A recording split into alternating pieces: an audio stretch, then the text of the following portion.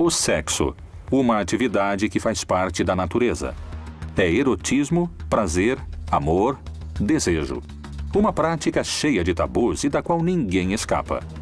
Para alguns, condenado por Deus. Para outros, permitido e aprovado. O que diz a Bíblia sobre a prática da sexualidade? O sexo dá prazer. E o prazer dá poder. A matéria é má. E, portanto, o corpo também é mau. E se o corpo é mau, o sexo também é mau. A doutrina católica sempre mencionou o sexo como uma dupla finalidade. Não só uma finalidade reprodutiva, como também uma finalidade unitiva. Como surgiu a história que sugere que a mulher mais próxima de Jesus era uma prostituta da época? Os evangelhos nunca mencionam que Maria Madalena era uma prostituta. Jamais. Jamais. Jesus poderia ter tido filhos? Existiriam descendentes do Filho de Deus entre nós hoje? Tudo tem a ver com sexo, exceto o sexo. O sexo tem ligação com o poder. O que a Bíblia contém sobre a relação dos homens e mulheres com o sexo? Os textos sagrados realmente condenariam a homossexualidade? Que condutas sexuais tiveram as mulheres que, segundo a Bíblia, pertencem à linhagem de Jesus? Maria era realmente virgem? Sexo sagrado, condenação, consentimento, tabus e misericórdia.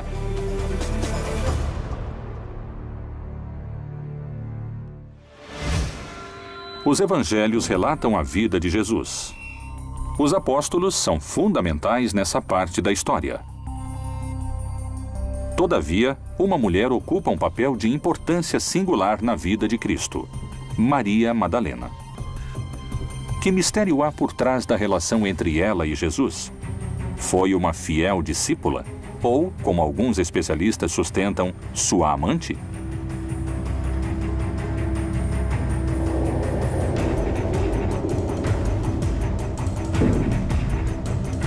Se o Filho de Deus viveu sua vida como ser humano, pode tê-la passado sem sexo?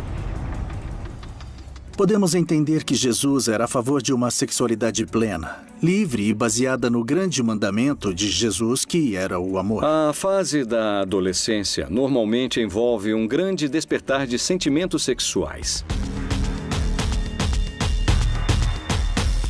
Mas também envolve uma explosão de sentimentos amorosos e românticos. Frequentemente, esses sentimentos costumam vir juntos, e é uma combinação muito poderosa. É impossível não ter existido experiências amorosas. Não pode não ter existido um casal. Quando se acredita que isso rebaixa Jesus, é justamente o contrário. Jesus era um homem absolutamente livre.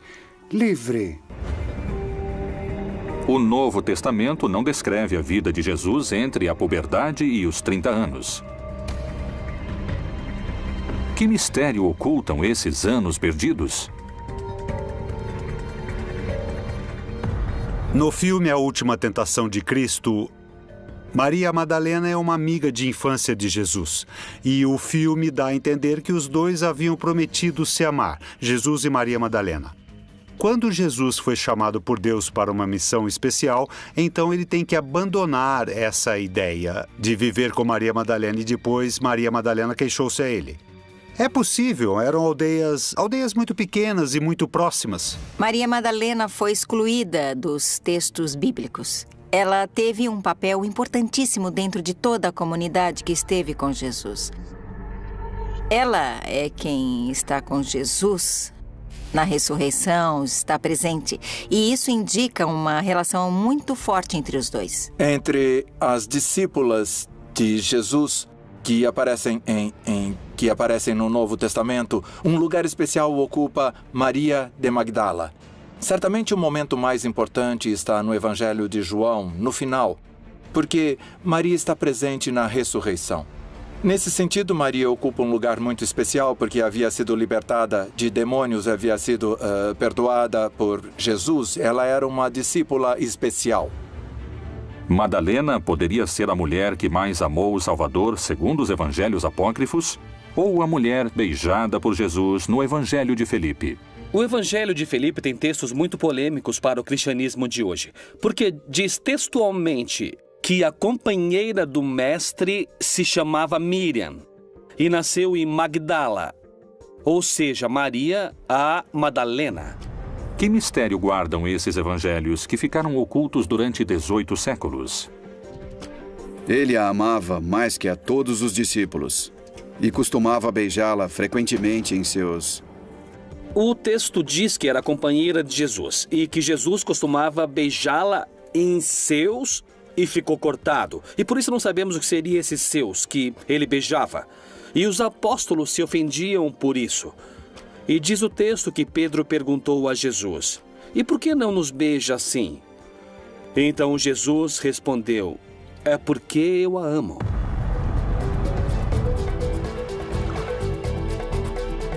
Que segredos esse evangelho continha sobre a vida sentimental de Jesus para ter sido ocultado durante 1.600 anos? Talvez o evangelho de Maria Madalena possa dar a resposta. Irmã, sabemos que o Salvador te amava mais do que a qualquer outra mulher. O Evangelho de Maria Madalena e o Evangelho de Felipe mostram um vínculo muito específico com Jesus, ou entre Maria Madalena e Jesus, que é de esposos ou amantes. O Evangelho de Felipe é um dos evangelhos que foram retirados das Bíblias no ano de 325, no Concílio de Nicéia. Esse concílio ordenou o imperador Constantino para tornar o cristianismo uma religião imperial. Outro dos argumentos da Igreja para combater esses evangelhos é que não se faz distinção em hebraico ou em aramaico entre irmão, primo, esposo. É um erro crasso porque isso não está escrito nem em hebraico nem em aramaico, mas sim em grego ou em cota, e nesse caso não é assim. Existe uma palavra para amante ou esposo ou esposa e outra palavra muito diferente para amigo, amiga ou companheiro e companheira. Por que a igreja reduziu o papel de Maria Madalena ao de uma prostituta salva por Jesus? Será que tentaram ocultar alguma informação que não devia ser citada? Bem como algumas mulheres que haviam sido curadas de espíritos malignos e de enfermidades, Maria, chamada Madalena, da qual tinham saído 7 demônios. Alguns interpretam que ela era uma prostituta. De Maria Madalena dizem que Jesus expulsou dela 7 demônios. Isso na Bíblia. Obviamente, uma interpretação patriarcal o associa imediatamente com os homens. Ela é pecadora porque teve 7 amantes ou maridos. Agora, como Maria Madalena também está representada na iconografia sedutora, aí está outra condição pecaminosa da mulher.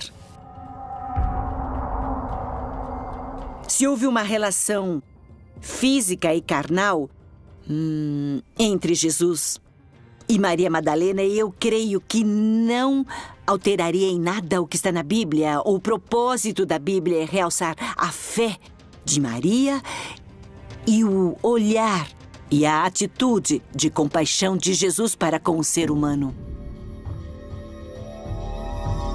Qual é o motivo para situar Maria Madalena no lugar de uma prostituta?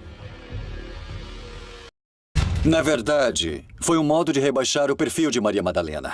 Maria Madalena tinha um perfil muito mais alto do que muitos apóstolos. E nessa estrutura patriarcal, machista, dos evangelhos e dos primeiros tempos da igreja cristã, não convinha de maneira alguma que Maria Madalena tivesse um papel tão importante quanto o que Jesus lhe havia dado. Se ela era central para o cristianismo primitivo, era preciso derrubá-la.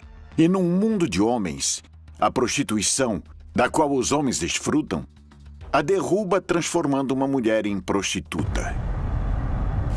Mas isso, posteriormente, não é uma coisa histórica. E na Bíblia não há um texto onde seja dito que Maria Madalena era uma prostituta. Por que denegri-la ou apontá-la como uma pecadora através do sexo? Onde e quando nasce a associação do sexo com o pecado? E o sexo se transforma no pecado original. Não na concepção judaico-cristã original, mas na concepção dos séculos II e III e adiante. No judaísmo, na Bíblia, a visão é absolutamente ter e dar prazer, independentemente do conceito de procriar.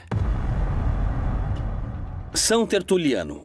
bispo de Cartago, no século II, em 150 d.C., ele quis proibir o orgasmo. Isso porque o espírito do cristão vai à estrela dos deuses pagãos e retorna. Acreditavam que se sofriam, se aproximavam de Deus, e se gozavam do prazer, se aproximavam dos deuses pagãos.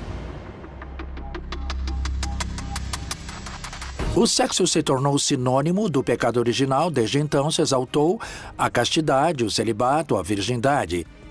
E então, pela mesma razão, em contraponto, o diabo acabou sendo considerado alguém que se relaciona com o ato sexual. Qual é a versão histórica que deu início ao vínculo entre sexo e pecado?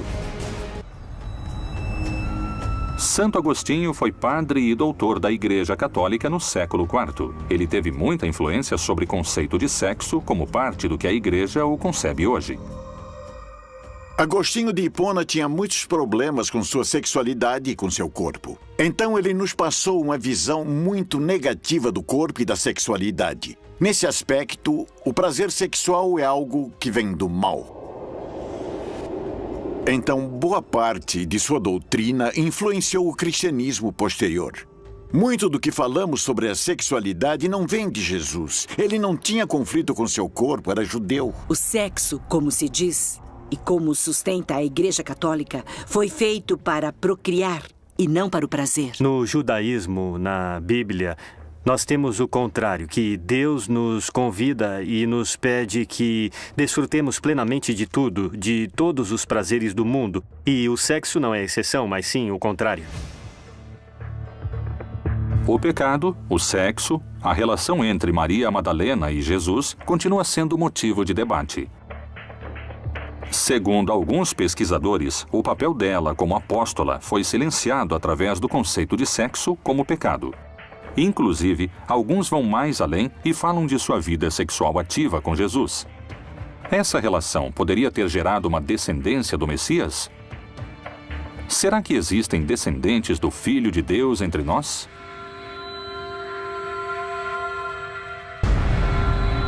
Segundo alguns pesquisadores, a relação entre Maria Madalena e Jesus foi mais além do amor espiritual e pode ter deixado descendentes fruto das relações sexuais entre ambos. Talpiot, um bairro de Jerusalém, 28 de março de 1980. Um grupo de pesquisadores cava a terra para colocar os alicerces de um edifício e encontra uma antiga tumba. Que mistério estava enterrado nesse sepulcro? Não se publicou nenhum artigo sobre os restos em nenhum lugar. Eu disse, há 6 nomes, inscrições, que se encontravam junto aos restos que eram muito incomuns. E alguém teria que ter percebido como eram incomuns. E 5 desses 6 nomes tinham uma conexão óbvia com a família de Jesus de Nazaré.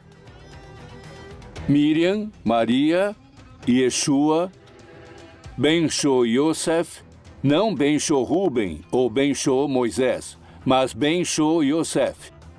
E Yehudá, Ben-Sho Yeshua. Não tem nenhuma conexão bíblica e, de repente, vemos uma nova figura na família bíblica. Temos, de repente, um Yehudá, filho de Jesus, de Yeshua.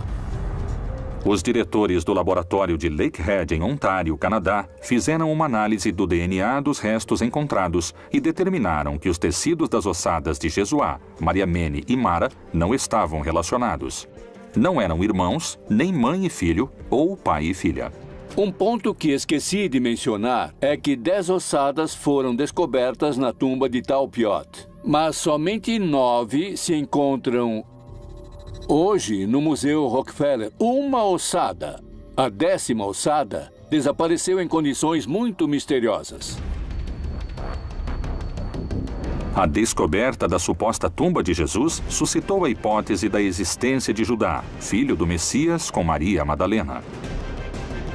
Mas não é a única teoria a respeito da descendência de Cristo. Uma corrente de pesquisadores afirma que Maria Madalena teve um filho e sua descendência foi ocultada do mundo. O fato de que Jesus e Maria Madalena tiveram filhos deveria ser visto como algo normal e saudável, claro, porque o que há de mais normal neste mundo é formar uma família e ter filhos, é engendrar filhos.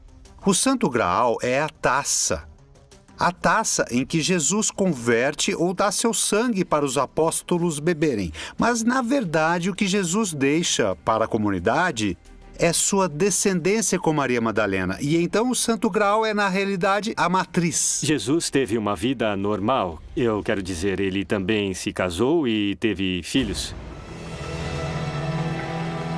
Por que se nega a possibilidade de que Cristo tenha deixado descendentes? Por que razão esse conceito se mantém até os dias de hoje? E qual é sua relação com o celibato?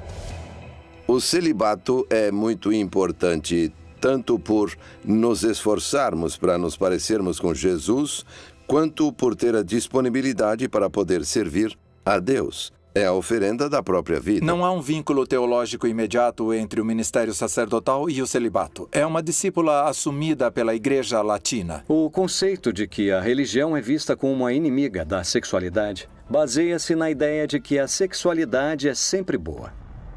Creio que é melhor dizer que a sexualidade é como a energia nuclear. Tem muito potencial para ser boa e canalizada e bem aproveitada, como também pode ser destrutiva. A sexualidade pode arruinar vidas, destruir indivíduos e arruinar famílias. O papel tradicional da religião tem sido canalizar a sexualidade para relações amorosas e saudáveis dentro de todas as famílias. Às vezes fez isso com êxito, outras vezes não, mas fez com as melhores intenções. O solteiro cuida das coisas do Senhor, em como há de agradar ao Senhor. Mas o que é casado cuida das coisas do mundo, em como há de agradar a mulher. A recomendação de Paulo na primeira carta à Igreja de Corinto é ser conveniente que aqueles que decidem se dedicar ao sacerdócio não se casem, para evitar perseguições à sua família e evitar dores maiores, e também ter a liberdade de exercer um ministério itinerante que tinha uma missão de conquistar, no sentido evangélico, todo o mundo conhecido, o que trazia uma quantidade de responsabilidades e riscos que não combinavam com a responsabilidade de ter uma família. Como eu vivo a norma do celibato como uma oportunidade de liberdade e consagração maravilhosa, porque nos abre a possibilidade de nos relacionarmos com todos os seres humanos a partir de uma liberdade particular, como pastores, precisamente como sacerdotes, como ministros do Senhor. E, num nível muito prático, me dá uma grande liberdade. Não tenho que me responsabilizar por uma esposa, por filhos, mas, ao mesmo tempo, me dá a oportunidade de me relacionar profundamente com os demais. O celibato provavelmente é possível para os que têm uma natureza sexual não tão forte, mas para os que têm uma natureza sexual muito forte, seria quase impossível ser celibatário. Um homem solteiro e que não faz sexo pode compreender de melhor maneira os problemas do espírito? Não teria que ser obrigatório. Teria que ser um celibato livre. E quem diga esse é meu estilo de vida, quero me dedicar, e quem diga não é meu estilo de vida, eu prefiro uma família, todos eles seriam bons sacerdotes. O que importa para a igreja no celibato não é tanto a atividade sexual dos sacerdotes, mas sim a ideia de perder poder a partir das heranças. A herança implica direitos a particulares que tiram poder da igreja, e acho que a revolução que Francisco está fazendo vai levá-lo a se deparar com essas questões, com o tema do sexo como um componente natural do homem.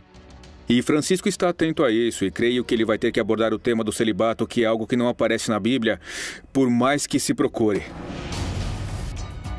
E é isso que faz com que um sacerdote católico tenha tantas dificuldades na hora de entender o que é uma família, porque ele não sabe o que é.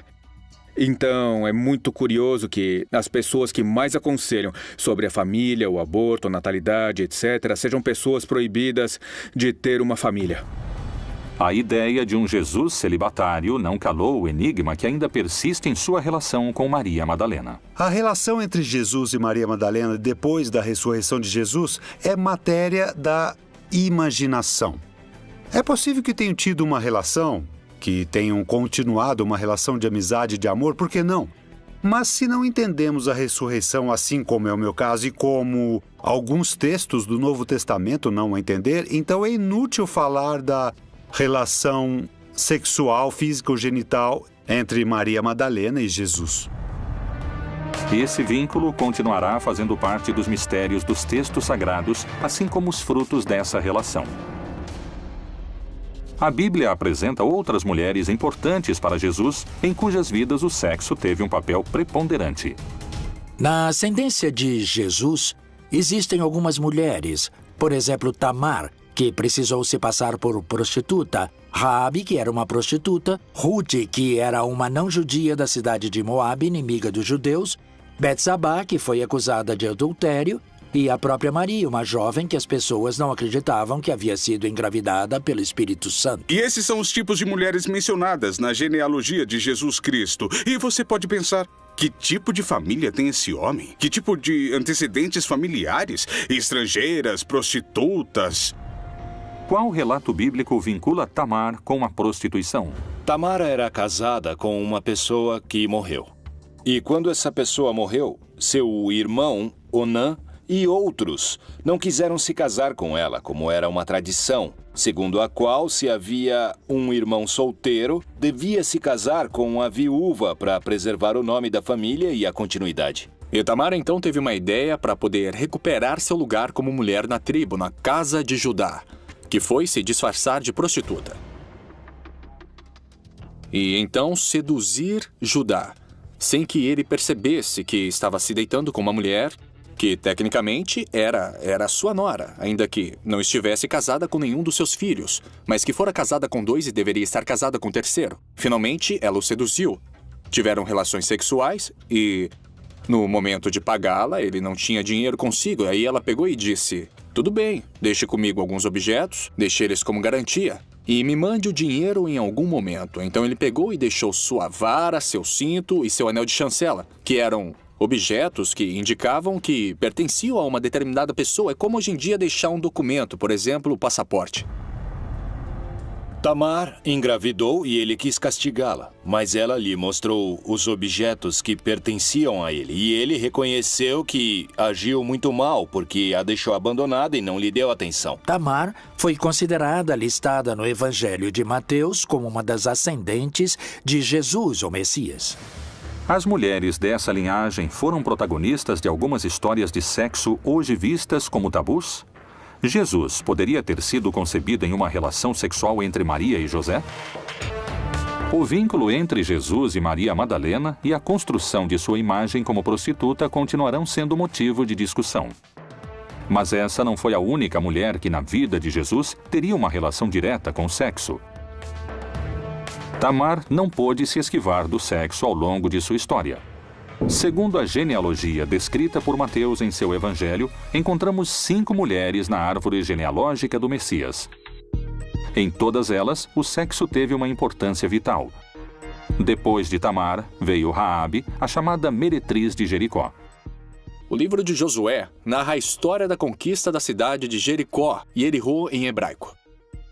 Josué mandou que 2 homens investigassem a cidade de Jericó, que era uma cidade fortificada, para poder conquistá-la. E esses 2 homens foram recebidos por uma mulher chamada Raabe, a qual o texto bíblico diz que era Zaná. Hoje em dia, em hebraico, Zaná significa prostituta. E eles acabaram lhe prometendo que quando conquistassem a cidade, todos que estavam na casa dela se salvariam. Ela tinha que pendurar um sinal na casa, para que vissem onde estava sua gente e sua família, para que se salvassem. Finalmente, esses homens escaparam e cumpriram o prometido ao conquistar a cidade de Jericó. Ela abandonou a prostituição, arrependeu-se de seu passado como Zaná, como prostituta, se converteu ao judaísmo e há discussões sobre com quem se casou, mas todos concordam que ela se casou com algum grande líder do povo de Israel. Raabe conseguiu assim continuar com sua linhagem. Segundo especialistas, o sexo pode ter sido a chave para esse êxito. Na história da família de Jesus, outra mulher se destaca por sua relação e vínculos com o sexo como elemento de sua história. Seu nome era Ruth. A história de Ruth, o livro de Ruth, é um livro muito interessante porque nos conta uma história de amor, uma história de sedução. Ruth e sua sogra Noemi estavam numa discussão desesperada. Não tinham terra nem dinheiro. Tinham muito pouco e não tinham família que pudesse cuidar delas. Noemi lhe disse: não permitas que eu me separe de ti, porque aonde quer que tu fores, eu irei. Aonde quer que vivas, eu viverei. Teu povo será meu povo, etc. Então ela recita a fórmula matrimonial que entre os judeus só se recitava em casamentos, em bodas, entre homem e mulher, que se recitava à mulher. Naquela época, a mulher viúva, na verdade, passava por uma situação muito difícil, porque não encontrava trabalho facilmente, não tinha modo de obter sustento, e muita gente a considerava, inclusive, como amaldiçoada por Deus por ter sofrido essa desgraça.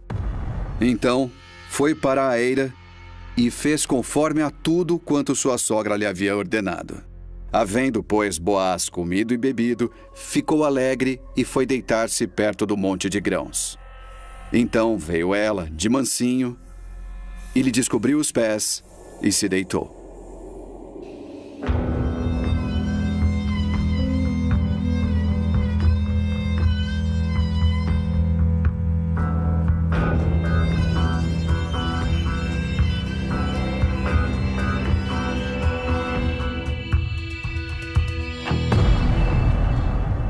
Quando Ruth se aproximou desse parente distante chamado Boaz, buscando o matrimônio no campo durante a época da colheita de trigo, ela lhe descobriu os pés, indicando para este parente que ela já estava disponível. Essa ação está relacionada tanto com o fato econômico como romântico. Ela lhe está dizendo: por favor, cuide de mim. Ela não ofereceu favores sexuais a Boaz. Ela indicou que estava disponível para ele, que estava interessada e, basicamente, lhe rogou que cuidasse dela, casando-se com ela. Noemi sabia que Ruth podia ser apedrejada se não tivesse filhos. Então, lhe pergunta: de quem você gosta? E ela disse: gosto dele. Ela teve um filho com Boaz e voltou a viver com a sogra. E já não podiam matá-la porque era fértil, mas viveram juntas a vida toda. Uma mulher idosa e uma mulher bem jovem, que era o modelo de par na antiguidade. Uma pessoa mais velha que transmitia sabedoria através da sexualidade, da intimidade, à pessoa mais nova. E mesmo não sendo judia, ela seria a avó de, ninguém menos que o rei Davi. O vínculo entre essas duas mulheres poderia ter sido uma relação de amor e sexo? Como chamamos hoje duas mulheres que vivem juntas a vida toda porque se amam? Lésbicas. Qual é o argumento dos conservadores? Eles dizem que não houve sexo, que elas viveram como freiras. Bom, isso é uma questão de interpretação de cada um, mas aí aparece uma fórmula de que, se tivesse sido homem e mulher, teríamos assumido que havia um contexto sexual ou erótico. Betsabá, a amante do rei Davi, é outra das mulheres que se destacam na linhagem de Jesus. Mais uma mulher que não pôde evitar as práticas sexuais ao longo de sua história. É a mulher que Davi viu quando nua. Ele se apaixonou por ela e mandou matar Urias para ficar com ela. E tiveram um filho que mais tarde se tornou o rei Salomão, Betsabá. Independentemente de ser adultério ou não na época em que o texto foi escrito, Betsabá foi a quarta mulher na história da linhagem de Cristo que teve uma conduta sexual que hoje seria reprovada. Para alguns, a quinta mulher é a mais importante de todas. Em sua história, o sexo também está presente, ainda que por sua ausência. Segundo o relato, ela não teve contato carnal, concebeu sem sexo, era imaculada. Qual é o verdadeiro mistério que se esconde por trás da Virgem Maria? A Virgem Maria é o protótipo da mãe, é a mulher imaculada. A prostituição implica em sujar alguma coisa, não é? É a palavra prostituição, é o sentido da palavra, enquanto que a virgindade implicaria na fidelidade. E entrando o anjo onde ela estava, disse: Salve, agraciada, o Senhor é contigo, bendita és tu entre as mulheres. A anunciação como acontecimento que tem Maria como personagem encontra-se no Evangelho de São Lucas.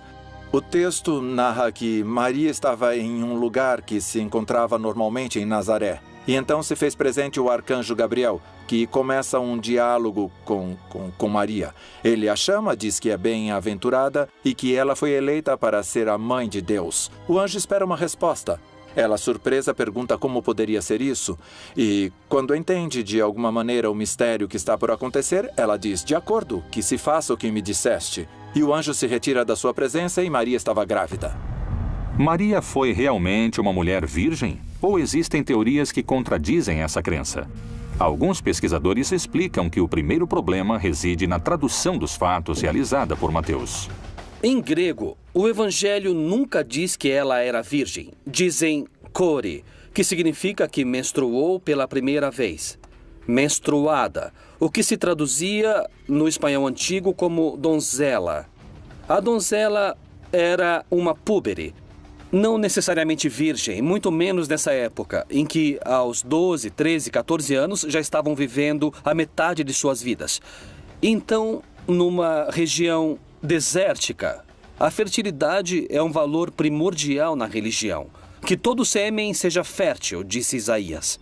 A profecia de Isaías, que fala de uma virgem, está na primeira parte do livro de Isaías. Na verdade, no sentido direto, no sentido literal, não fala de uma virgem, fala de uma jovem mulher. Essa jovem mulher não necessariamente era virgem. No entanto, a leitura que o Evangelho de Mateus faz dessa citação é uma leitura em que já se integrou essa citação como um anúncio de virgindade. Segundo a Bíblia, sem essas 5 mulheres, Jesus não teria nascido. Todas elas protagonizaram histórias que têm o sexo como verdadeiro protagonista. O Novo Testamento diz que esse tipo de mulheres foram a ascendência familiar de Jesus. Mas a Bíblia não as condena nem as assinala como pecadoras.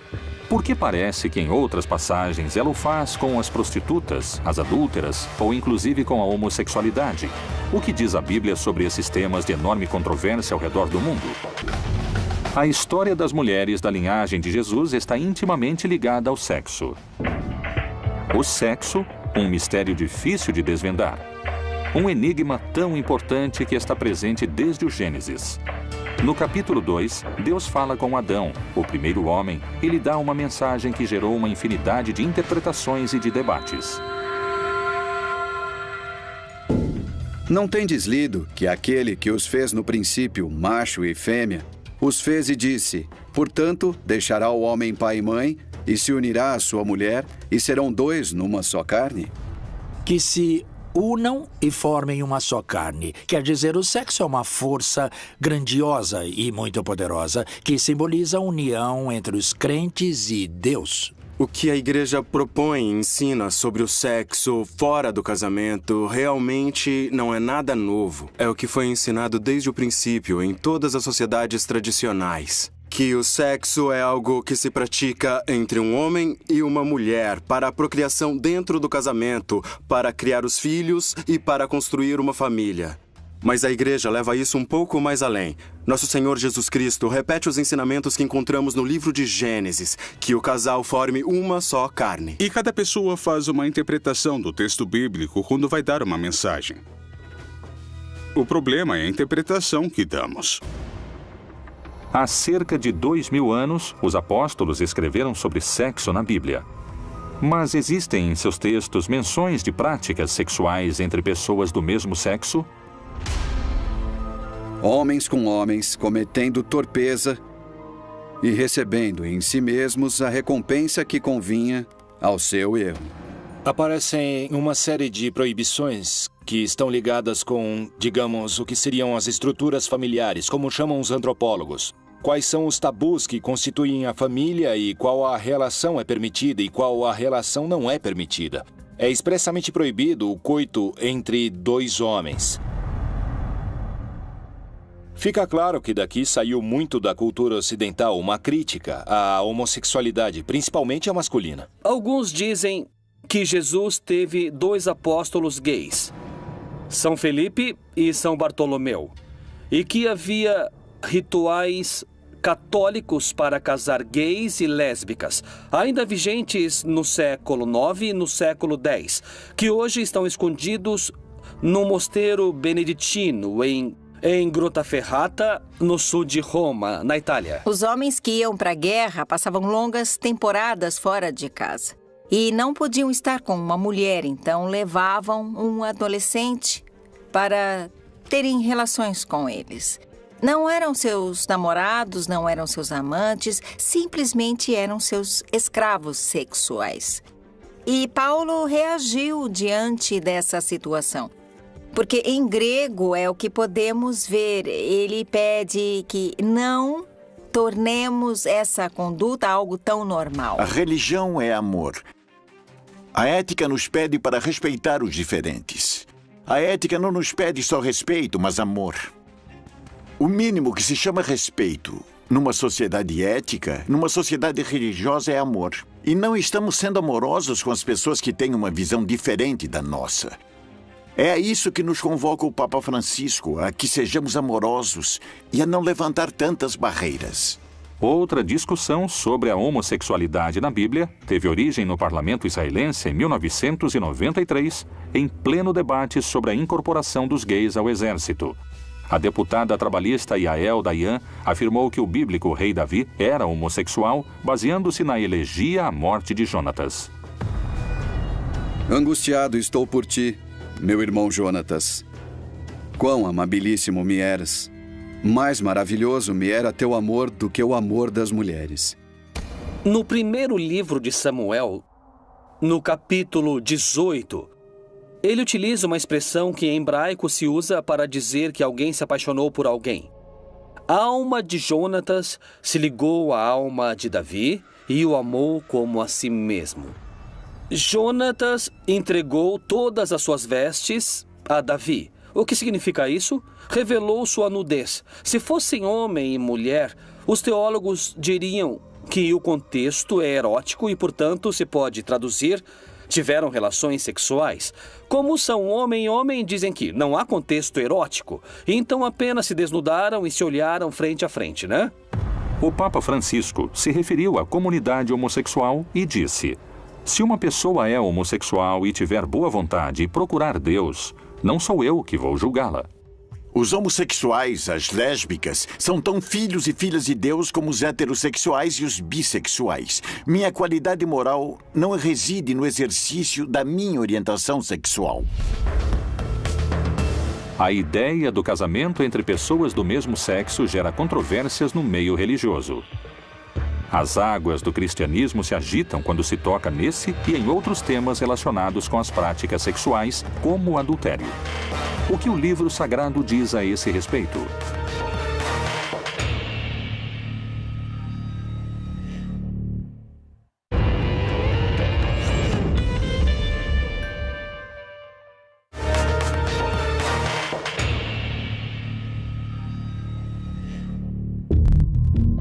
Os heróis da Bíblia parecem ter sido, antes de tudo, seres humanos, com as mesmas necessidades e escolhas sexuais que qualquer cidadão da atualidade. O adultério é uma prática sexual condenada pela Bíblia? Que histórias a palavra de Deus relata sobre esses temas? E tinha 700 mulheres princesas e 300 concubinas. E suas mulheres lhe perverteram o coração. Salomão realmente foi considerado o rei mais inteligente e o mais sábio. E a Bíblia diz que um rei, isso naquela época, era o dono de tudo e tinha muito poder e se chegava a ter muitas mulheres. Diz que não pode fazer assim, que não deve exagerar e ter mulheres demais, para que não se separem de mim, disse Deus. O rei Salomão disse, pela inteligência que tinha, que isso se aplica aos homens mortais, não a alguém tão inteligente como eu. Se o motivo é esse, não vai ser aplicado a mim.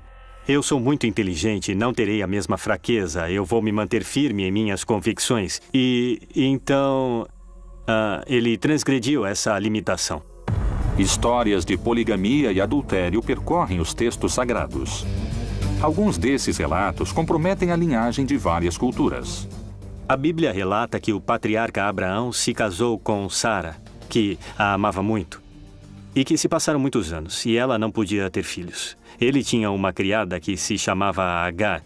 Depois de muitos anos em que Sara não teve filhos, ela mesma lhe propôs: toma a minha criada Agar e veja se ela vai poder procriar.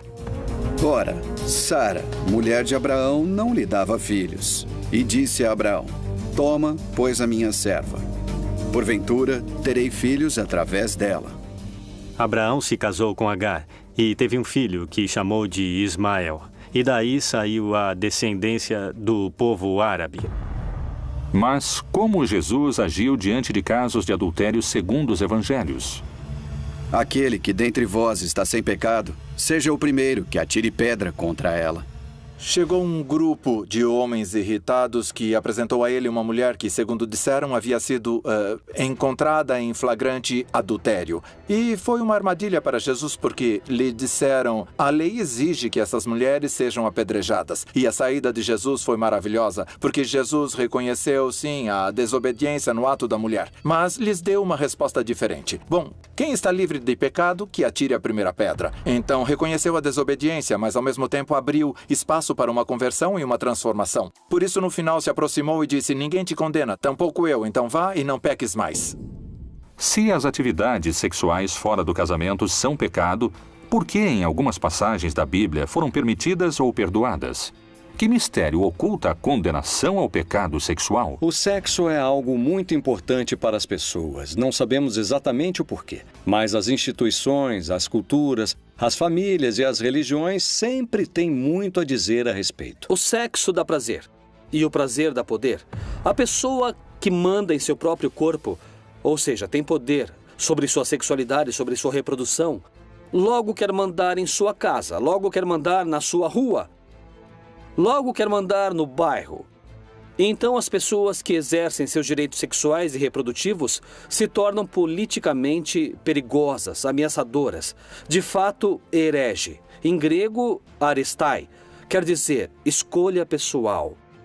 Quem tem o direito de escolher, e exatamente foi isso que tornaram um pecado. O domínio do sexo, que é o domínio da fonte da vida, é muito importante para a dominação. E então a Igreja impõe sobre o sexo um determinado tipo de repressão. E para isso, o modelo tem que ser um modelo que não tem nada a ver com o sexo, que está completamente livre do sexo. A Igreja valoriza o sexo como um ato precioso.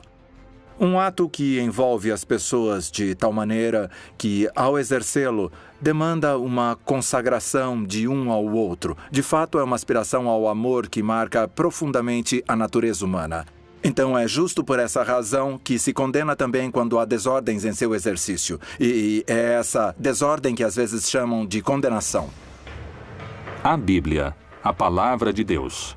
Uma palavra que passou pelo crivo daqueles que a escreveram, daqueles que a selecionaram, das instituições e da própria história. O sexo, um ato indispensável para a concepção da vida. Para alguns, um dom de Deus. Para outros, a encarnação do diabo e um dos pecados mais condenados. O sexo está presente no livro sagrado em todas as suas formas. A luta de forças entre o espírito e a carne mantiveram o debate vivo até os nossos dias. O sexo, outro dos mistérios da Bíblia proibida.